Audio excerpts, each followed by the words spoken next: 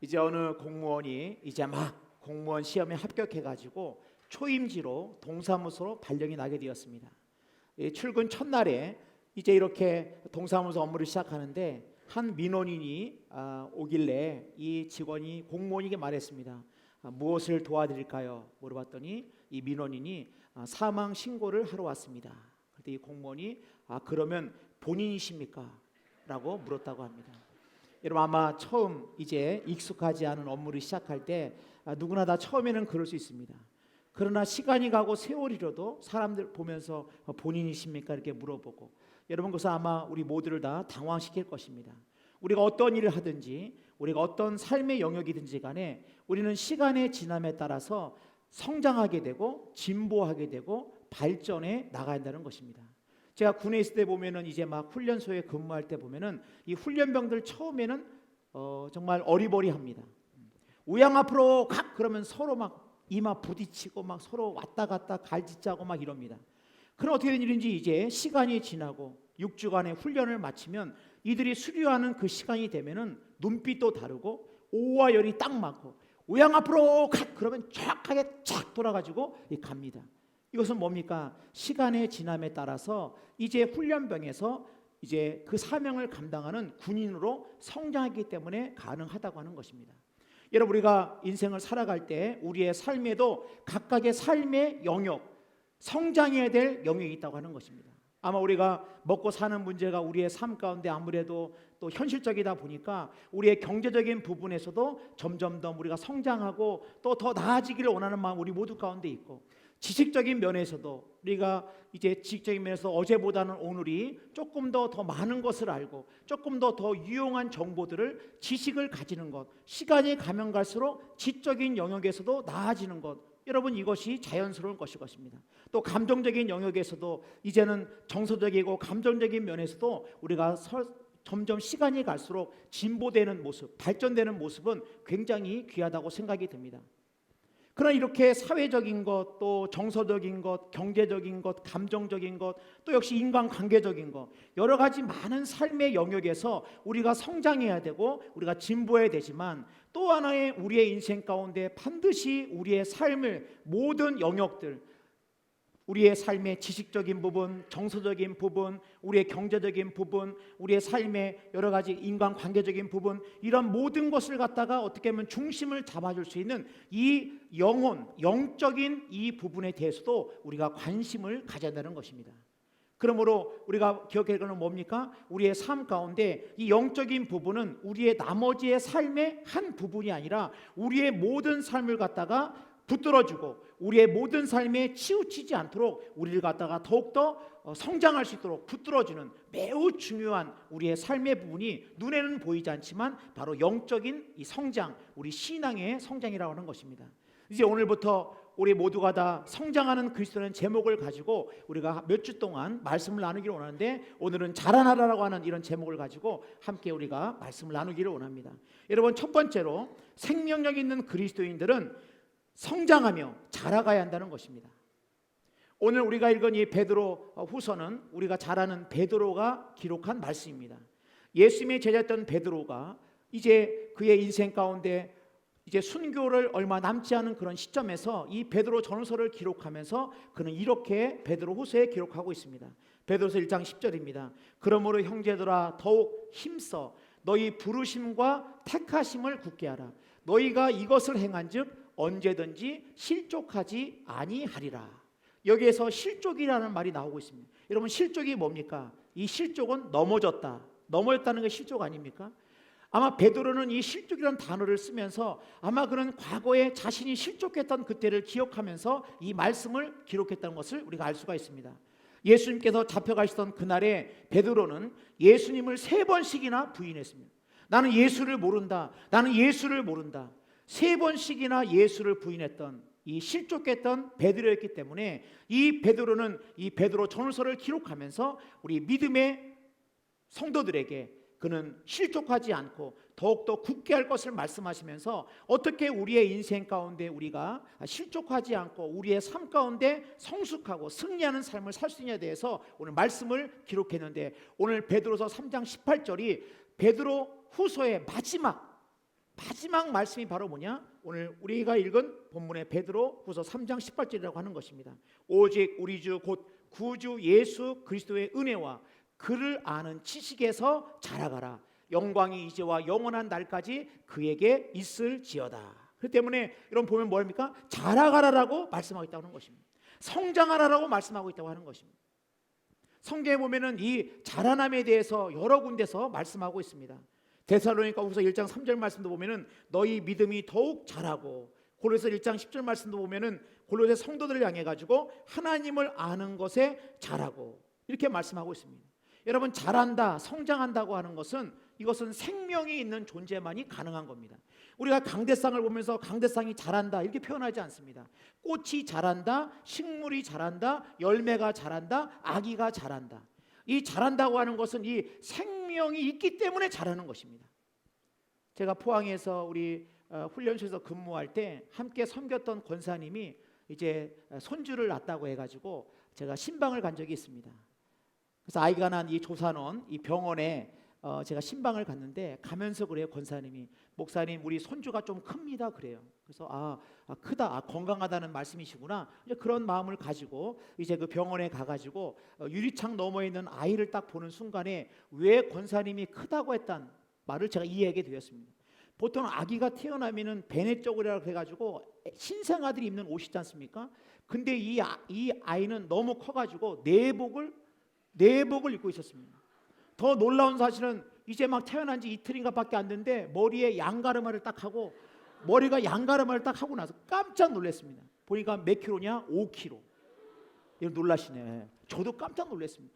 태어난 아기가 5kg 태어났는데, 정말 지금도 아마 무럭무럭 자라서 생각이 듭니다만은, 여러분 아마 이 뱃속에서, 우리 엄마 뱃속에서 며칠 동안 이제 시간이 지체돼 가지고 많이 컸던 것 같아요. 그래서 5kg로 태어났다. 제가 지금도 그때를 양가름했던 그때를 잊을 수가 없는데, 제가 그 이후로는 그렇게 5kg짜리를 본 적이 없어요. 자라난다고 하는 건 뭡니까? 자라난다고 하는 것은 살아있고 생명이 있기 때문에 자라난다고 하는 것입니다. 우리가 이 땅을 살아갈 때 원래 하나님이 계획했던 세상은 이런 세상이 아니었습니다. 하나님이 인간을 창조할 때 이 세상은 정말 완전한 기쁨, 완전한 행복이 있는 곳이었지만, 인간의 죄로 말미암아 죄가 세상에 들어오자 죄의 삭은 사망이요 죽음이 이 세상에 들어오게 되었고, 이 죽음으로부터 모든 것들, 이 세상의 모든 어둠의 일들, 이런 모든 것들이 다 열매를 맺는 것처럼 어두워진 세상이 되었다고 하는 것입니다. 그래서 이 죄를 지은 인생을 갖다가 성경에서 뭐라 하냐면 죽었다라고 표현하고 있습니다. 허물과 죄로 죽었다라고 말씀하고 있습니다. 그러니까 여러분, 이 세상에는 두 종류의 사람이 있다는 거예요. 뭐 배운 사람, 못 배운 사람, 그건 성경의 기준이 없습니다. 뭐 돈이 많은 사람, 없는 사람, 그런 기준이 아닙니다. 성경에서는 딱 두 종류의 사람으로 딱 말씀하고 있습니다. 생명이 있는 사람하고 생명이 없는 사람하고 이야기하고 있습니다. 죽은 자와 산 자가 있다라고 말씀하고 있습니다. 그래서 아들인 자에게는 생명이 있고 하나님의 아들이 없는 자에게는 생명이 없다라고 말씀하고 있습니다. 예수 그리스도를 모시는 순간, 예수님을 내 구주와 주님으로 영접하고 주님으로 고백하는 순간, 우리는 뭡니까? 우리 안에 새 생명의 놀라운 역사가 나타난다는 거예요. 예수로 말미암아 죽었던 우리가 다시 살아나는 역사가 있다고 하는 것입니다. 그 때문에 여러분, 우리가 예수를 믿었을 때 새로운 생명 가운데, 새 생명 가운데, 우리가 이 새 생명 가운데 태어났을 때 이것을 갖다가 우리가 구원받았다, 하나님의 자녀가 되었다, 또 죄사함을 받았다, 이렇게 여러 가지 많은 용어로 표현합니다만은, 우리가 이렇게 구원받고 새 생명을 얻고 영생을 얻고 누리고, 이것을 갖다가 성경에서 우리가 신학적으로 말할 때 칭의라고 표현합니다. 의롭다 하심을 입었다고 하는 것입니다. 그러니까 의로운 건 아니에요.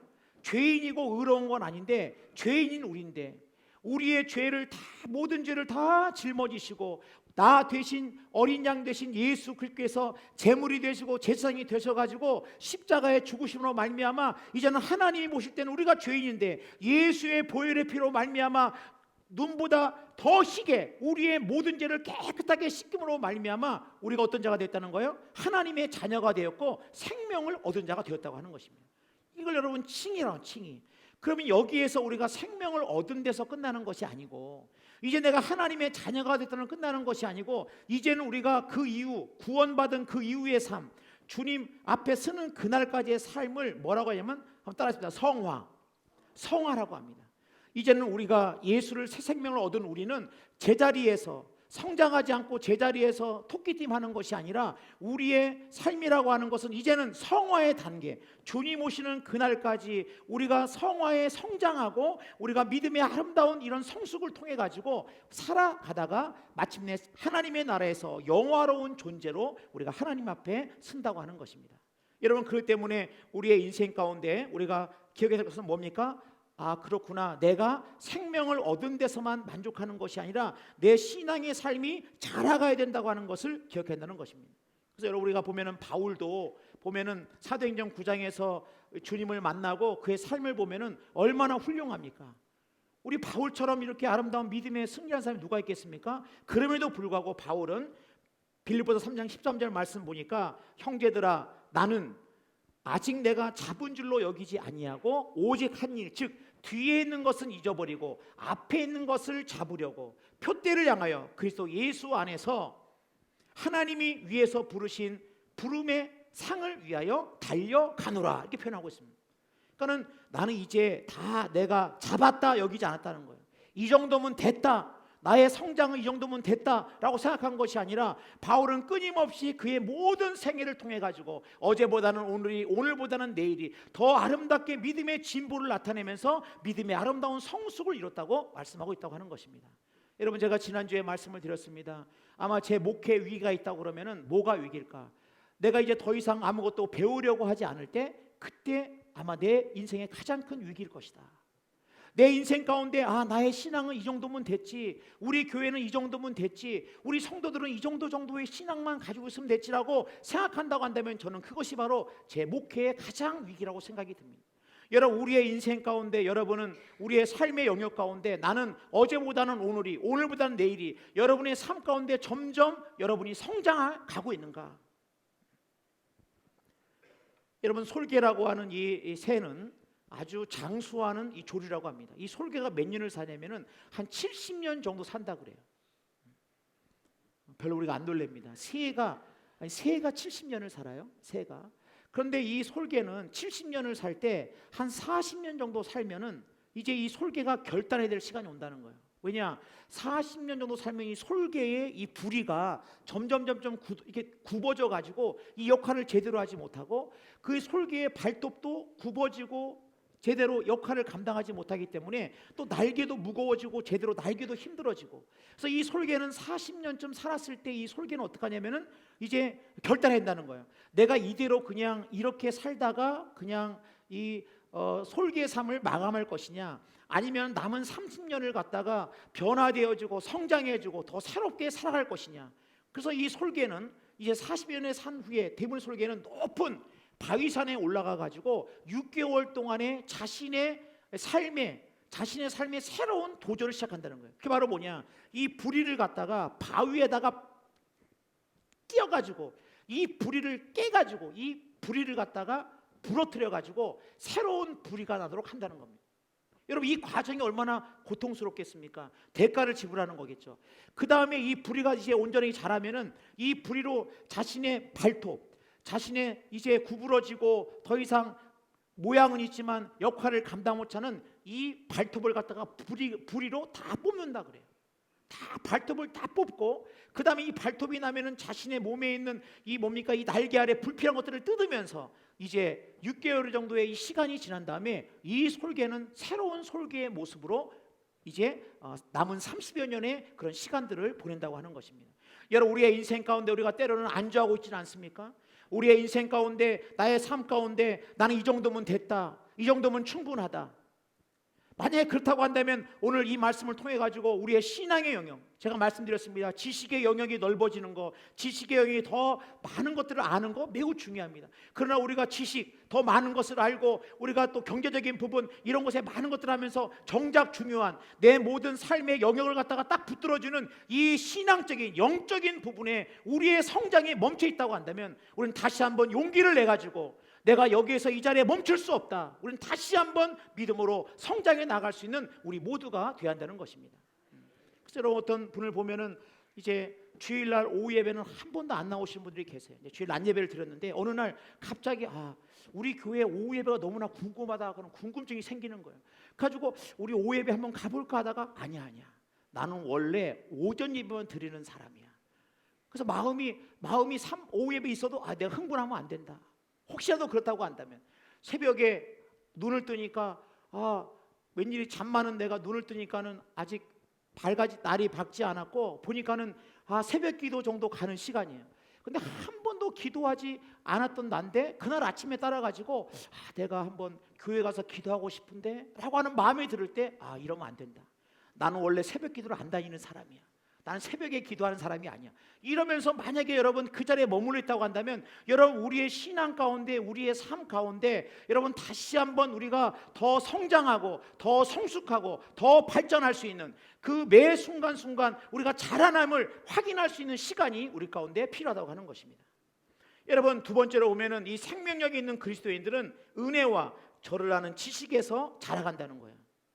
우리가 자라난다 그럴 때 뭐가 자라나야 될까? 오늘 베드로서는 말씀하고 있는 겁니다. 뭐가 자라나야 되느냐? 그리스도의 은혜와 그를 아는 지식에서 자라날 것을 갖다가 말씀하고 있어요. 여기서 은혜라는 말하고 지식이라는 말이 나오는데 이 두 단어는 그리스도께로 속한 소유격입니다. 그러니까 이 은혜는 어디에 속해 있느냐? 그리스도에게 속해 있다는 거예요. 이 지식은 어디에 있느냐? 이 그리스도에게 속한 지식이라고 하는 것입니다. 근데 이렇게 소유격이지만은 이 두 용법을 갖다가 헬라어로 보면은 이 은혜라는 말을 쓸 때는 주격의 그런 의미를 가지고 사용했습니다. 그러니까 다시 말해서 이게 뭐냐면은 은혜라고 하는 것은 나하고 상관없이 하나님으로부터 전적으로 임하는 게 은혜라는 거예요. 나의 노력과 나의 애씀과 상관없이 하나님이 일방적으로 주시는 거, 바로 구원의 은혜. 나 같은 죄인을 사랑하신 이 구원의 은혜가 여러분 이것이 바로 그리스도의 은혜라고 할 때 이 주격으로 사용된 은혜입니다. 그런데 이 지식이라고 할 때 이 그리스도 안에 있는 이 지식을 말할 때 이 지식이라는 말할 때는 목적격으로 사용하고 있습니다. 이 말은 뭐냐? 이것은 은혜는 하나님으로부터 일방적으로 하나님이 주시는 것이고 내가 할 수 있는 것이 아무것도 없지만 이 지식이라고 하는 것은 내가 노력하고 내가 알아가고 내가 최선을 다해서 대가를 지불하고 그런 의미를 가지고 이 진행형의 의미를 가지고 있다고 하는 것입니다. 그러니까 여러분 우리가 그리스도를 아는 일이 어떻게 되느냐? 우리는 시간이 더해가면 더해갈수록 나의 노력과 또 나의 열심과 열정을 통해 가지고 그리스도를 점점 더 알기를 원하는 마음이 우리 가운데 있어야 한다는 거예요. 그리스도를 아는 것은 우리의 책임이라는 겁니다. 은혜는 하나님께서 우리에게 주신 것이고 우리가 더 아는 것, 그리스도를 더 알아가는 것은 그것은 우리의 영역이라고 하는 것을 기억해야 한다는 거예요. 그리고 이 지식이라는 것도 보면은 이 그노시스라고 하는 말인데 헬라어로 이 그노시스는 두 가지의 그노시스가 있어요. 하나는 지식이랄 때 그노시스가 있고 또 하나는 에피 그노시스가 있습니다. 에피 그노시스가 뭐냐? 이것은 완전한 지식이에요. 완전히 다 아는 지식입니다. 근데 이 그노시스는 뭐냐? 불완전하기 때문에 점점 더 알아가는 지식입니다. 완전히 알지 못하기 때문에 점점 알아가는 지식이라고 하면 오늘 베드로서 3장 오늘 18절 본문의 지식은 어떤 지식일까요? 에피 그노시스겠습니까? 그노시스겠습니까? 그노시스입니다. 점점 더 주님을 더 알아가는 더 지식의 그 부분에 성장할 것을 갖다가 말씀하고 있다고 하는 것입니다. 여러분 그래서 오늘 우리 말씀 가운데 우리의 삶 가운데 이제 많은 믿음의 사람들은 이 그리스도를 아는 지식의 알에 대해서 붙들기를 원했고 더 많은 것을 알기를 원했습니다. 그래가지고 보면은 마틴 루터 같은 경우에는 어떤 말씀의 은혜를 받은 겁니까? 의인은 믿음으로 말미암아 살리라. 이 말씀을 다 붙들었을 때 우리가 아는 마틴 루터가 된 것입니다. 윌리엄 캐리, 선교의 아버지 윌리엄 캐리는 장막터를 넓히라고 하는 이사야서의 말씀을 통해 가지고 내가 복음의 장막터를 넓혀야 되겠다라는 마음을 가지고 그가 그 말씀을 붙들고 나갔을 때 그런 선교의 아버지라고 하는 그런 칭호를 얻게 되었습니다. 제가 어제 들으니까는 조용기 목사님이 늘 목회하면서 마음에 새겼던 말씀이 뭐였냐면은 성을 내는 것은 하나님의 의를 이루지 못하는 것이다. 그래서 야고보서에 있는 말씀 성을 내는 것, 화를 내는 것은 하나님의 의를 이루지 못한다. 이 조영기 목사는 이 말씀을 늘 마음에 새겼다는 거예요. 그리고 이 말씀이 자신을 살렸다라고 이야기하고 있습니다. 그리스도 아는 지식은 우리와 상관없이 우리의 삶하고 상관없는 동떨어진 말씀이 아니라 그리스도를 아는 지식이 넘쳐가고 더 많은 걸 알아질수록 우리의 삶에 더 많은 풍성함과 우리의 삶의 전 영역이 오히려 확대되어야 한다는 것을 우리가 기억해야 한다는 것입니다. 그래서 성경에 보면은 성경이 31,173구절로 이루어졌다 그래요. 31,173구절. 목사님 쉬어보셨습니까? 제가 쉬어보진 않았어요. 근데 이 3만 절이 넘는 이 구절 가운데 여러분 우리의 인생 가운데 여러분 이 말씀을 더 하나하나 더 알기를 원할 때, 그래서 시편 19편 7절은 뭐라고 말씀합니까? 여호와의 율법은 완전하여 영혼을 소생시키며, 여호와의 율법 하나님의 말씀이죠. 완전하여 우리의 영혼을 소생시킨다는 거예요. 여호와의 증거 하나님의 말씀이죠. 증거는 순결하여 눈을 어떻게 한다고요? 여호와의 증거는 확실하여 우둔한 자를 지혜롭게 하며, 여호와의 증거는 확실하여 우둔한 자를 지혜롭게 하며, 우둔한 자가 여호와의 말씀이 지혜롭게 된다는 거예요. 여호와의 교훈은 정직하여 마음을 기쁘게 하고, 여호와의 말씀이 마음을 기쁘게 하고, 여호와의 계명은 순결하여 눈을 밝게 하시는도다. 여호와를 경외하는 도는 정결하여 영원까지 이루고, 여호와의 법도 진실하여 다 의로우니 금 곧 많은 순금보다 더 사모할 것이요 꿀과 송이꿀보다 더 달도다. 우리 옆 사람은 축복하겠습니다. 이래도 안 읽으시겠습니까? 여러분, 우리의 영혼을 소생시키는 게 뭡니까? 여호와의 말씀이 우리의 영혼을 소생시킨다는 거예요. 우리의 삶 가운데 뭐가 우리의 기쁨을 준다는 겁니까? 여호와의 말씀이 기쁨을 준다는 겁니다. 여러분, 우리의 우둔한 머리를 갖다가 지혜롭게 하는 것이 뭐가 우리의 우둔한 머리를 지혜롭게 합니까? 여호와의 말씀이 우리를 지혜롭게 하신다는 겁니다. 그래서 여러분, 우리는 찬양하지 않습니까? 예수도 알기 원함은 크고도 넓은 은혜와 대속해 주신 사랑을 간절히 알기 원하네. 내 평생의 소원, 내 평생의 소원, 대속해 주신 사랑을 간절히 알기 원하네. 할렐루야. 여러분, 그리스도를 아는 지식이 하나님의 은혜와 그리스도 아는 지식으로 말미암아 우리가 자라간다고 하는 것입니다. 여러분, 세 번째로 생명력 있는 그리스도인은 그리스도의 형상에 이르기까지 자라간다는 것입니다. 우리가 어디까지 자라가야 되냐? 우리의 자라감은 내가 볼 때 예수 좀 잘 믿는 장로님 거기까지 자라가는 게 아니고, 우리의 자라감의 목표가 어디 있느냐? 예수 그리스도까지 자라간다는 거예요. 갈라디아서 4장 19절입니다. 나의 자녀들아, 너희 속에 그리스도의 형상을 이루기까지 다시 너희를 위하여 해산하는 수고를 하노니. 여기서 예수 그리스도의 형상을 이루기까지 말씀을 통해서 우리의 자라남의 목표는 어디입니까? 예수 그리스도의 형상, 예수님에까지 우리가 목표를 가지고 자라가야 한다는 거예요. 그럴 때 보면은 바울은 고린도 교회를 향해 가지고 편지를 쓰고 고린도 교회를 향해서 이야기하면서 이렇게 말하고 있습니다. 고린도전서 3장 1절 말씀 보면 이런 말씀이 있어요.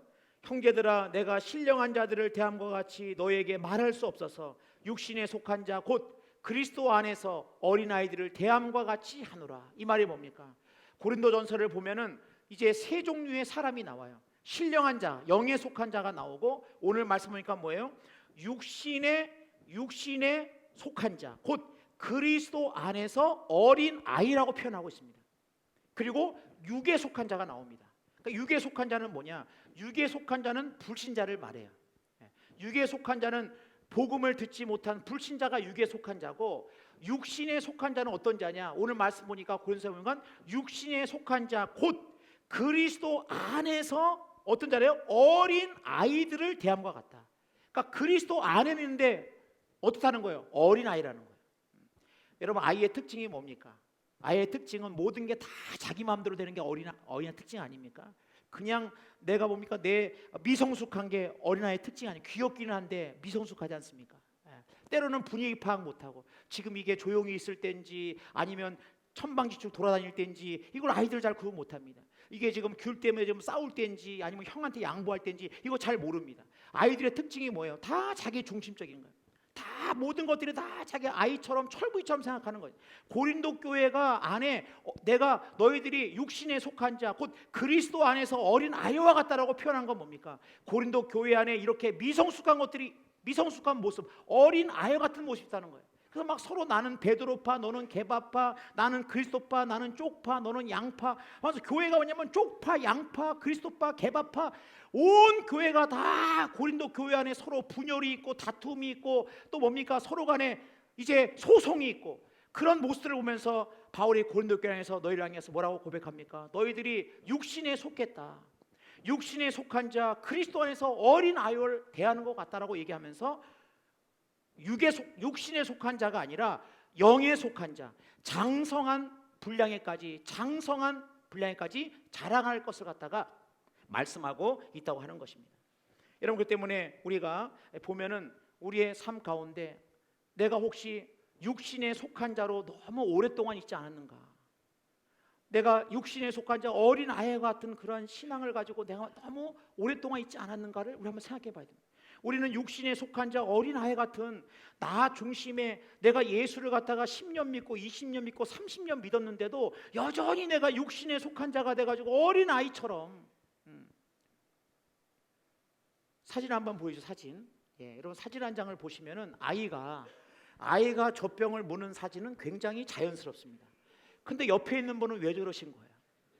옆에 있는 분도 여전히 뭐예요? 이 우유병을 들고 있는 저 모습. 여러분, 저것은 자연스러운 것이 아닙니다. 우리의 인생 가운데 내가 예수를 믿었는데 목사님 저는 예수를 10년 믿었어요. 20년에서 믿었던 게 아니라 목사님 저는 어제보다는 오늘이 내 신앙이 더 발전했고 성숙했습니다. 내 신앙이 한 걸음 더 나아갔습니다. 나는 목사님 정말 성경을 언제 나는 예배 드리는 거 외에는 나는 예배 드리러 나갈 때 예배 딱 나가기 전에 기도 딱 끝나고 하나님 다음 주에 뵙겠습니다. 인사하고 목사님한테 인사하고 나가는데 어쩐 일인지 내가 이제 내 신앙의 삶에 한 단계 더 알기를 원하는 마음으로 내가 성경 한 구절을 읽고 시작합니다. 한날을. 여러분들이 다 이제 큐티집을 다 받으셨을 텐데 그 큐티집을 놓고 큐티집 가운데 하루에 단 5분이라도 단 1분이라도 말씀을 한 절 읽고 한날을 시작하고 감사함으로 시작하는 것. 여러분, 이것이 우리가 한 발짝 적은 발걸음이지만은 우리가 성장하고 나가는데 우리의 이 성숙을 위하는데 바로 이 그리스도 하는 지식을 통해 가지고 우리가 성장하고 성숙한다고 하는 것입니다. 이제 한 부부가 결혼했는데 신혼 때죠. 남편이 저녁 때 돌아와 가지고 식사를 하는데 그만 돌을 씹은 거예요. 마작한 돌을 딱 씹혔습니다. 남편이 화를 냅니다. 아니 어떻게 밥을 했길래 이 밥에 돌이 나오냐? 그러니까는 아내가 뭐랍니까? 아니 그럴 수도 있는 거지 뭘 이렇게 화를 내느냐? 아니 사과하지 않고 무슨 화낸다고 적반하장이냐? 아니 무슨 남편이 이렇게 밴댕이 소갈머리가 이렇게 없느냐? 막 이러면서 막 서로 막 하다 야 이제 우리 이렇게 뭐 더 살 것도 없다 보니까 너 하나 맞지 않다 해가지고 이 돌멩이 돌 씹은 것 때문에 그만 이혼하고 말았습니다. 여러분, 우리가 혹시 밥을 먹다가 돌을 씹었습니다. 그럼 우리는 어떻게 됩니까? 한번 따라하겠습니다. 돌이 덜 익었네. 그러시면 돼요. 우리는 돌을 씹으면 돌이 덜 익었네. 이렇게 하시면 되는 거예요. 여러분, 우리의 삶 가운데 우리의 신앙의 모습이 우리의 삶의 모습이 점점 시간이 더해가면 더해갈수록 어린아이의 모습을 버리고 이제는 조금 더 성숙한 모습으로.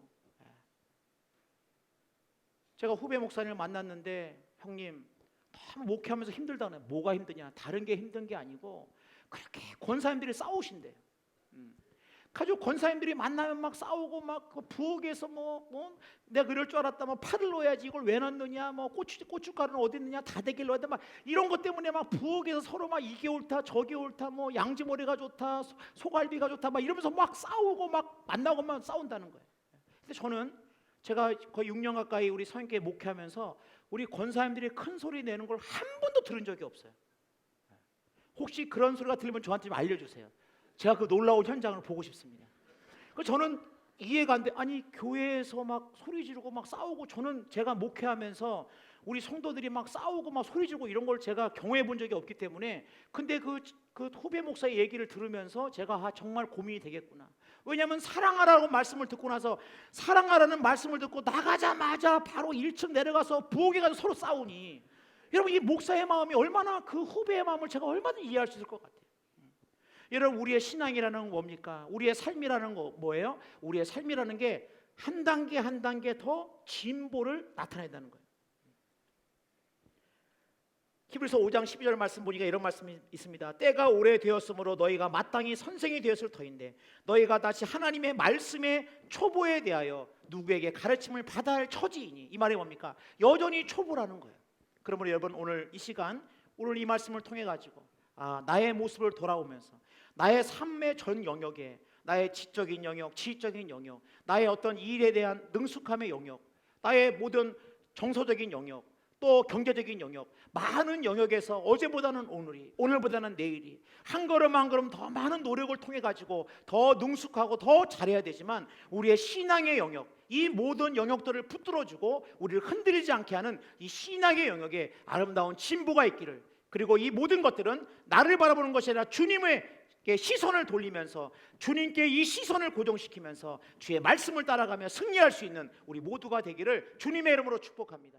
찬양하겠습니다.